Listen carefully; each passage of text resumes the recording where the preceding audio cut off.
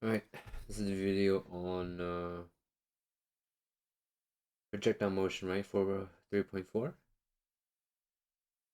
So, as you can see in this video, right, as your launch angle increases, you see that the projectile travels farther and farther and farther, right? So you have an angle below 45. Well, what you see happen is that, well, you don't really get much of an angle, right? You don't really get much of a horizontal distance traveled. And you don't get much time in the air. But 45 degrees, and up until you get to 45 degrees, well, once you get to 45 degrees, you travel the farthest horizontally, right? So 45 degrees gets you the farthest horizontal distance traveled. And so as your launch angle increases as well, your object spends more time in the air. Right? As is being depicted right here, right? Your object spends even more time in the air now. Up until a point, right? Up and then 90 degrees would give you the farthest horizontal distance traveled. Right, so 90 degrees would give you the farthest horizontal distance traveled. Right, okay. So the answer to the do now questions here, as the launch angle gets closer to 45 degrees, what happens to your horizontal distance traveled? Well, your horizontal distance increases, decreases. Increases, yeah, increases. Because as you, for example, well, 70 degrees would not give you a, would not give you a, would give you the same horizontal distance traveled as 20 degrees. And same with for 75, right? 75 degrees would give you the same horizontal distance travel as 15 degrees. And let's answer the second question, what as the launch angle increases, what happens to the time the object spends in the air? Well, the object spends more time in the air, right? So this is something you should write down, right, on your notes. So this is the slide you should write down. Feel free to pause, okay? So let's watch this YouTube video, right? So it's kind of like a review, a summary of what we've done so far.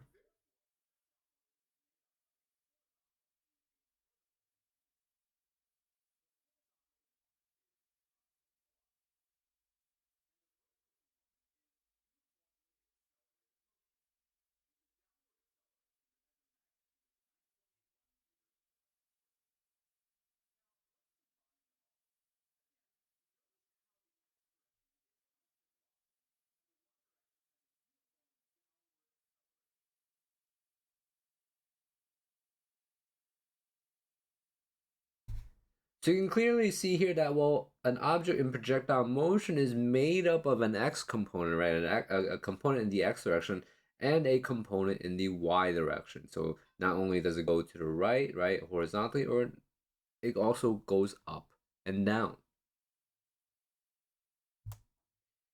And so an object in projectile motion is made up of two components.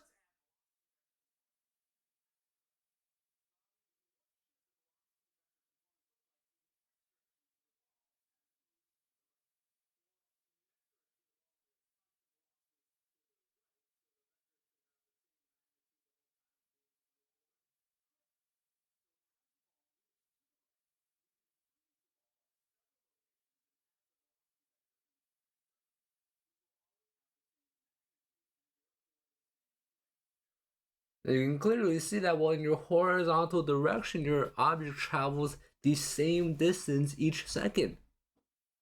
And because it is traveling the same distance each second, well, we can say that, well, it has a constant horizontal velocity as the object travels in the air.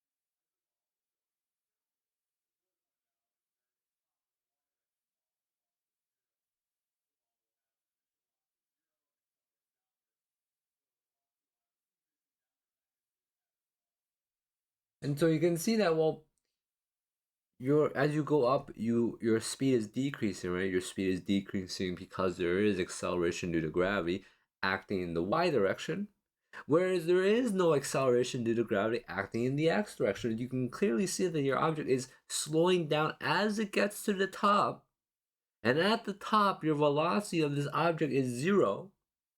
But on your way back down, well, your velocity is now speeding up in the negative direction.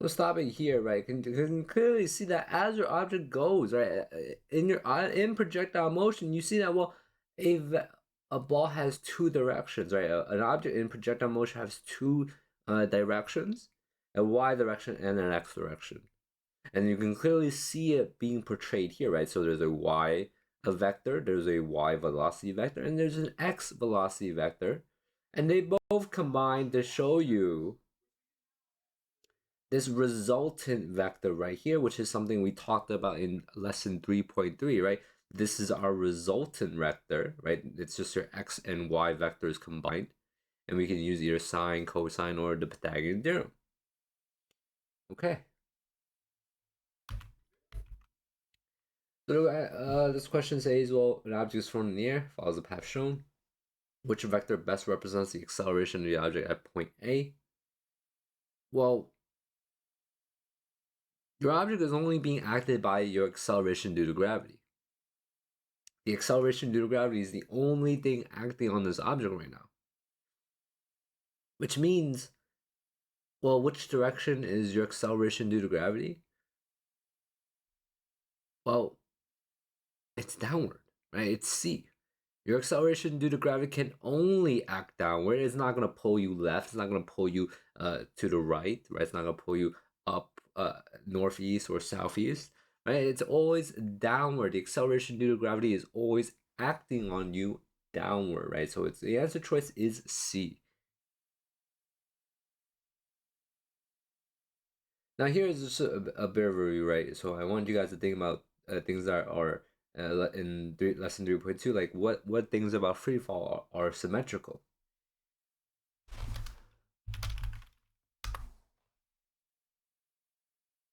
So let's take a look. Actually, I mean, it's on the next slide. But so here you see that, well, as you go up, right, everything is mirrored, right? Your path up, as your object goes up, and as your object comes back down, they're mirrored. They're two mirrored things, right? So your velocity at your highest height as you go up is 0. And your velocity coming back down, right, at your highest height is 0 as well. Your time up, right, if it takes you 4 seconds to go up, well, it's going to take you 4 seconds to come back down, right? And so your time up would be equal to your time down. And so your initial velocity, right, let's say you launch with initial velocity of 29.4 meters per second. Well, then you come back down, and as you reach, and as you come back down to the same height, well, your velocity is going to be negative 29.4 meters per second, right? Because it's symmetrical, except it is opposite in magnitude, right? This is called the symmetry of free fall, right? Everything is symmetrical on both sides, but it is the opposite direction. And so your displacement up to your max height would be positive 44.1 meters, but your displacement from the highest height back down to your lowest height would be negative 44.1 meters. And it's just something you have to know, right? This is symmetry of free fall. So an archer uses a bow to fire two similar arrows with the same string force. One arrow is fired at an angle of 60 degrees, and the other is fired at an angle of 45 degrees. compared to the arrow fired at 60 degrees, the arrow fired at 45 degrees has a what? And so right now we have to think, well, firing, and we did this in the do now, right? We know that, hold on, we know that.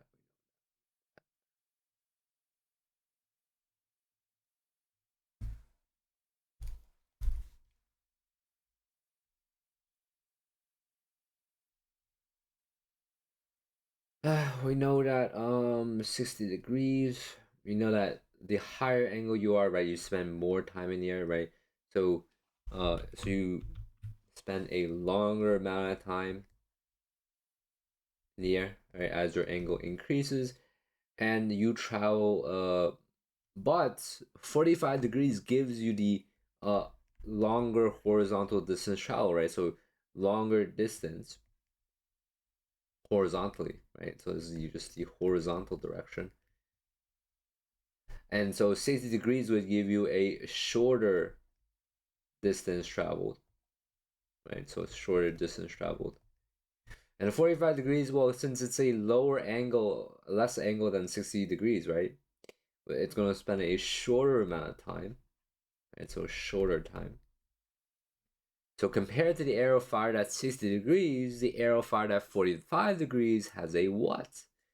Well, your 45 degrees has a shorter flight time and a longer horizontal range. Right? These are just assumptions you have to make. Right? Something we didn't do now. I showed you in the GIF. This question says, which vector best represents, so I'm reading the whole problem now, a volleyball hit into the air has an initial speed of 10 meters per second. Which vector best represents the angle above the horizontal that the ball should be hit to remain in the air for the greatest amount of time? We talked about this. 90 degrees gives you the most time in the air. So it is 90 degrees. It is 90 degrees here. Now, our first practice question. Or rather, our math question, right? A machine launches a tennis ball at an angle of 45 degrees. With the horizontal shown, it shows you right here. Ball has an initial vertical velocity and an initial horizontal velocity of 9 meters per second. The ball reaches its maximum height 0.92 seconds after launch. And so the question wants you to find out, well, the total horizontal distance traveled by the tennis ball during the entire time is what, right? So well, we're trying to solve for the total horizontal distance travel, right? And the key word here is horizontal, right? You see this word horizontal, well, we know we're solving for dx because x is our horizontal direction, right? So this is x and this is y, and we're solving for dx. Well, I know most of you guys are going to take, well, your time is 0.92 seconds. Well, that's not it because you're taking the entire time here, right? You want your entire horizontal distance travel, your horizontal displacement, but this time here is only the amount of time required to reach its max height. And that's not the entire distance, right? That's not the entire distance. Our entire distance is also included here. So we have to account for the time over here as well. But we know due to symmetry or free fall that we know our time up is equal to our time down. Our time up is equal to our time down. So all we need to do here is, well, we need to multiply our time by 2, right? Because it takes 0.92 seconds to go to max height, and it's going to take another 0.92 seconds to come back down. And so your total time here is 1.84 seconds. And so VIX, right, your VX, and your horizontal velocity here and your vertical velocity is 9 meters per second. So your horizontal velocity is 9 meters per second as well. And there's only one formula on your reference table that you can use to solve for dx, right? There's only one, and we talked about this in lesson 3.1. There are certain formulas that you use on both sides to solve for the variables. And on the x side, the only formula you can use is this one. Or you can just rewrite it like this, right? You can just rewrite it like that. So dx is equal to vx, which is 9, and t is 1.84, right? 1.84. And so you solve this and you get a certain number. I'm not going to solve it. You guys are going to solve it, okay? You guys are going to solve it. And that would be the answer, right? So your dx would be that.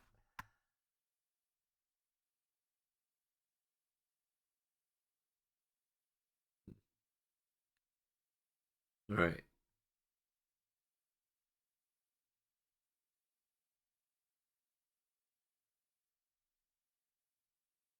Okay. All right. Actually, I do need it. I mean, no, I'm not gonna do it. Okay. Let's do 40. Right. A soccer ball kicked on a level field has initial vertical component. So let's start writing down our knowns, right? Initial vertical component. Initial vertical component VI is 15 meters per second.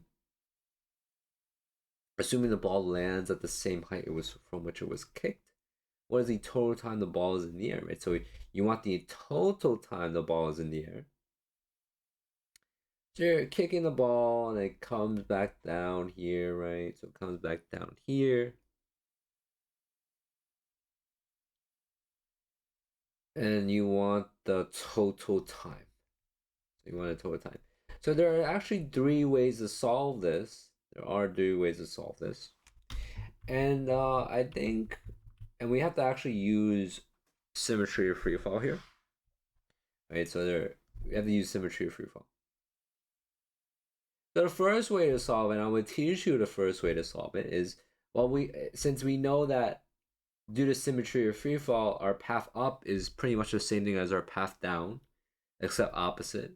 Well, if our initial velocity is in the vertical direction is 15 meters per second, then our velocity coming back down, our velocity coming back down would be negative 15 meters per second. Because it's symmetrical, just the opposite direction. So coming back down, your final velocity in the vertical direction is negative 15 meters per second. And you're looking for time. And there's one other known here. There's one other known that only happens in the y direction. And it's your acceleration due to gravity, right? It's AY. It's your negative 9.8 meters per second squared. And so the formula you use here is going to be VF is equal to VI plus AT, because that's everything you need, right? You have VF, we have VI, we have A, and we're solving for T. So negative 15 is equal to 15 is plus negative 9.8 T. We're going to subtract 15 on both sides. So negative 30 is equal to negative 9.8 T. Now we're going to divide by negative 9.8. And so time is now 3.06 seconds. So that's the total time, right? That's the time the object spends in the air.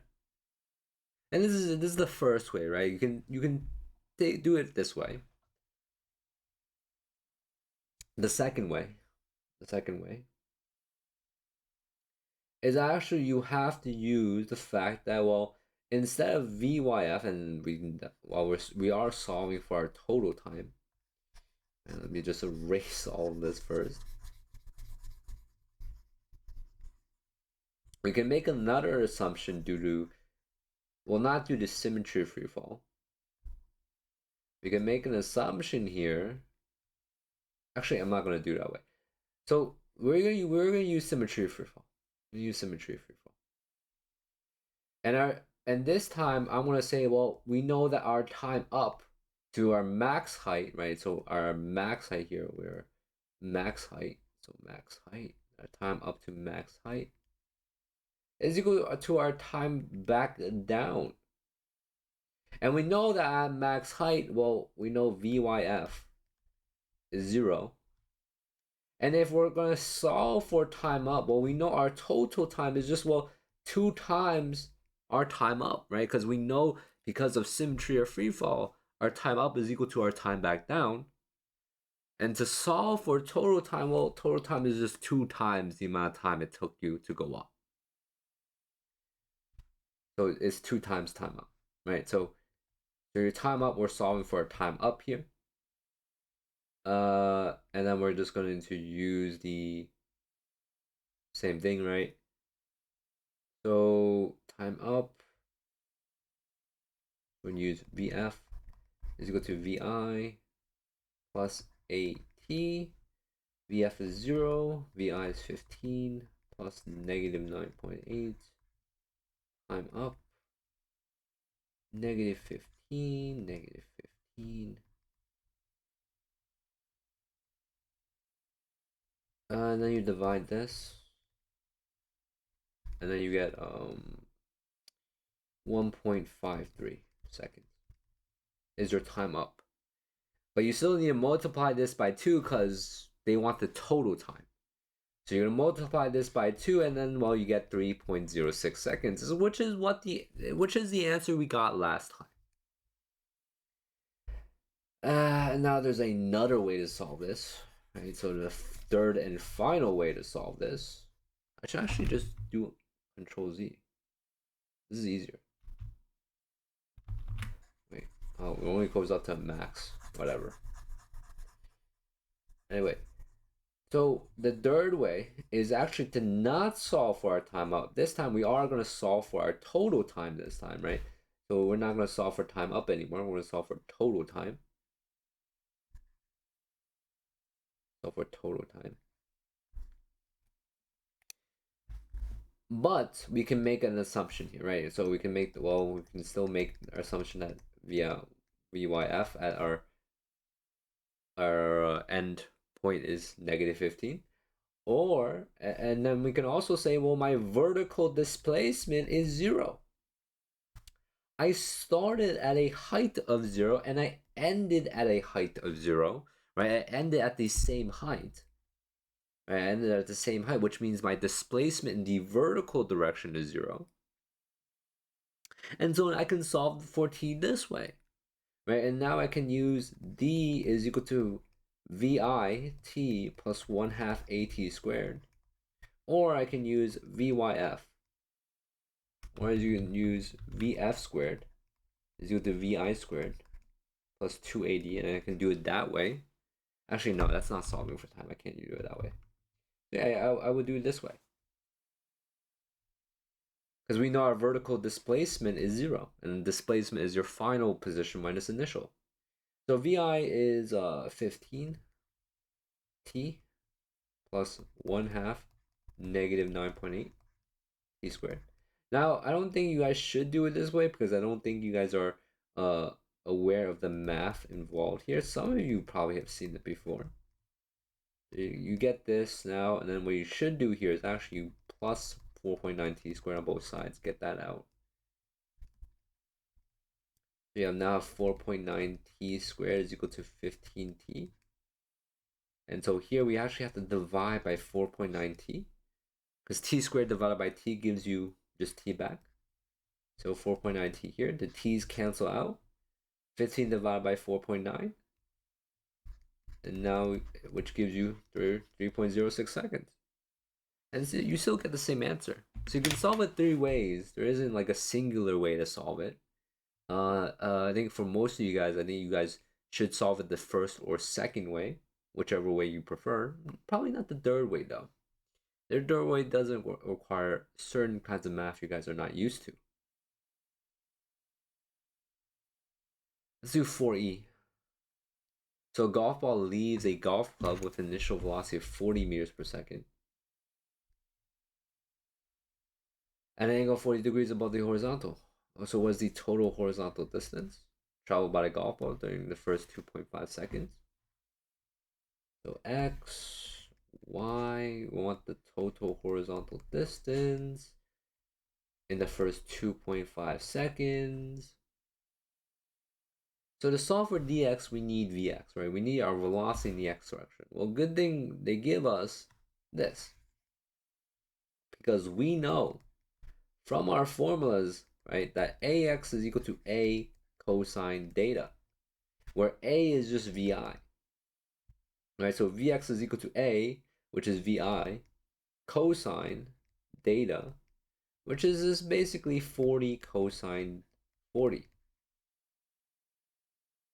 And then you do this on a calculator, right?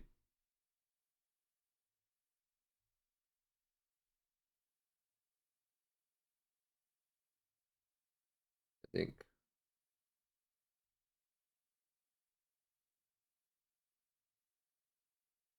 Hmm.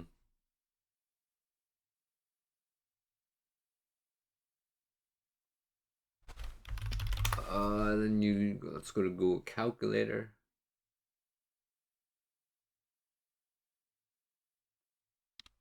Let's see. I need to do 40 cosine 40,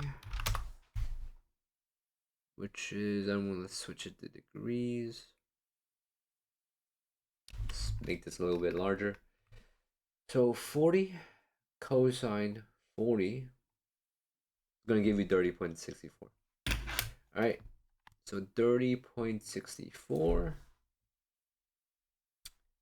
So we solve this, and then Vx is, actually erase this circle. Right, let's erase that circle. So Vx, your velocity in the horizontal direction, is 30.64. Right, meters per second. And so there's only one formula on the x side that we can use, right? It's Vx. It's Vx is equal to dx over t, which is basically dx is equal to Vx times t. So Vx is 30.64 and time is 2.5.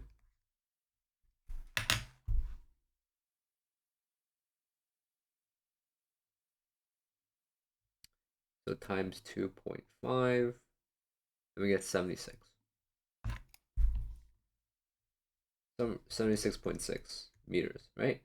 And that's what we should get. Okay. The next question.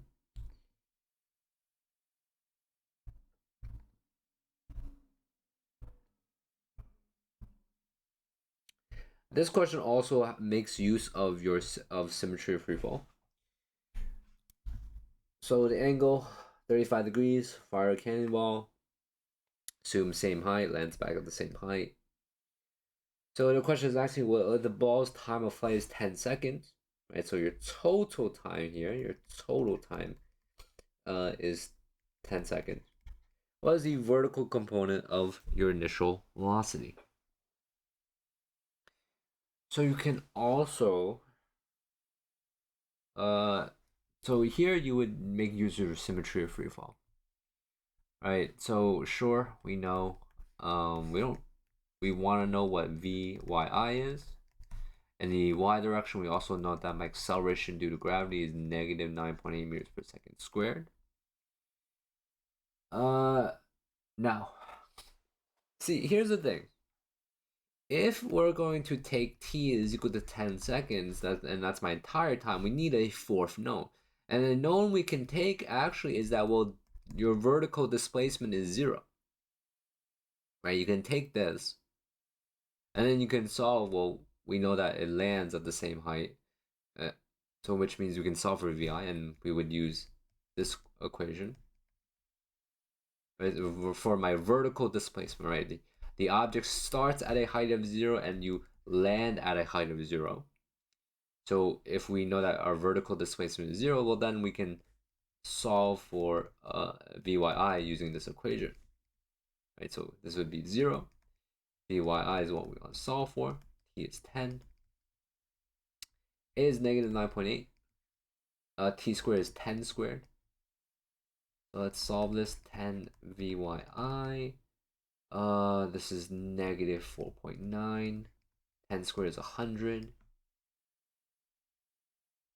And then we solve this. So This would be 10 VYI, negative 4.9 times 100. So negative 49.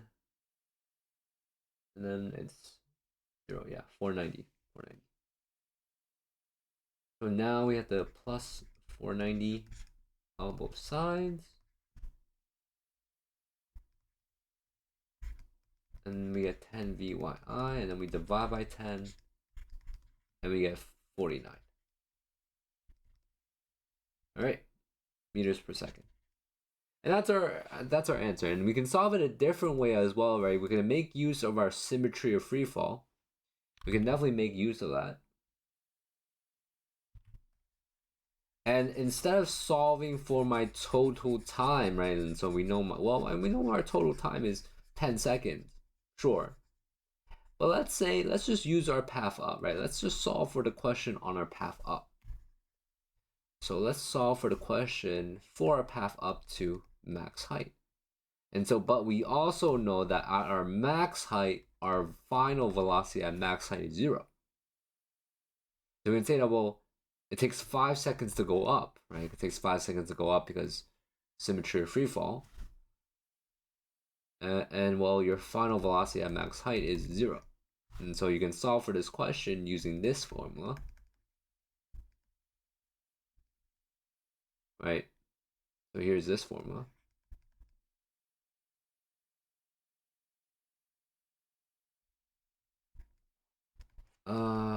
Minus 9.8 T5. 0 is equal to VYI, negative 49.